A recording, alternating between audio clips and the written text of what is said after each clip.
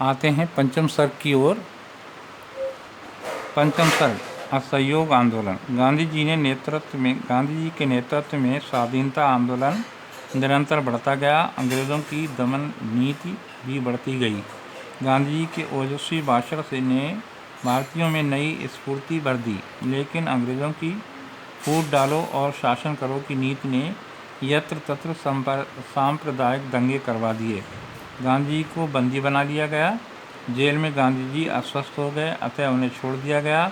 Jail से आकर गांधी जी हरिजन उद्धार, हिंदू मुस्लिम एकता, शराब मुक्ति, खादी प्रचार आदि के रचनात्मक कार्यों में लग गए। हिंदू मुस्लिम एकता के लिए गांधी जी 21 दिनों का उपवास रखा। आत्म शुद्धि का ये यज्ञ कठिन ये पूरा होने को जब आया, बापू ने 21 दिनों के अनशन का संकल्प सुनाया। अब आते हैं षष्ठ सर्ग यानी छठे सर्ग पर, नमक सत्याग्रह।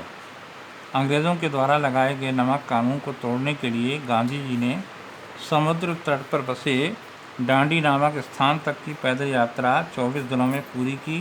नमक आंदोलन में हज़ारों लोगों को बंदी बनाया गया। तत्पश्चात अंग्रेज शासकों ने गोल मेज सम्मेलन बुलाया, जिसमें गांधी जी को बुलाया गया।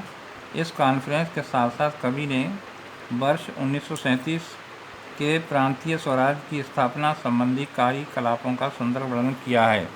अब आते हैं छठे सर्ग पर।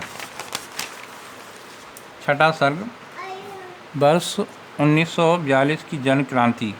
द्वितीय विश्व युद्ध आरंभ हो गया। अंग्रेज सरकार भारतीयों का सहयोग तो चाहती थी, परंतु उन्हें पूर्ण अधिकार देना नहीं चाहती थी।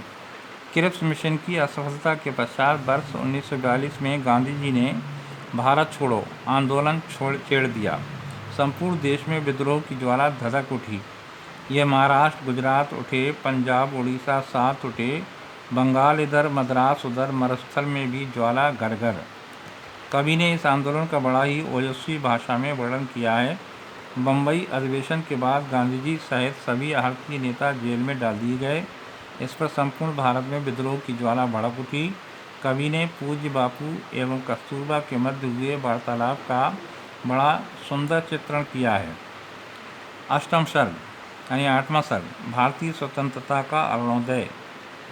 देशवासियों के अथक अरुणोदय का तात्पर्य समझते हैं, यानी सूरज का उदय, स्वतंत्रता के सूरज का उदय।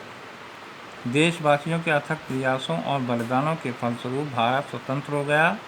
स्वतंत्रता प्राप्ति के साथ ही सांप्रदायिक झगड़े आरंभ हो गए। हिंसा की अग्नि चारों ओर भड़क उठी। इन सब को देखकर बापू अत्यंत व्यथित हो उठे। प्रभु, इस देश को सत्य पथ दिखाओ, लगी जो आग भारत में बुझाओ, मुझे दो शक्ति इसको शांत कर दे, लपट में रोष की निज शीश धर दे। तो इस तरीके से आपका यानी इस खंड काव्य का सारांश पूरा हो गया।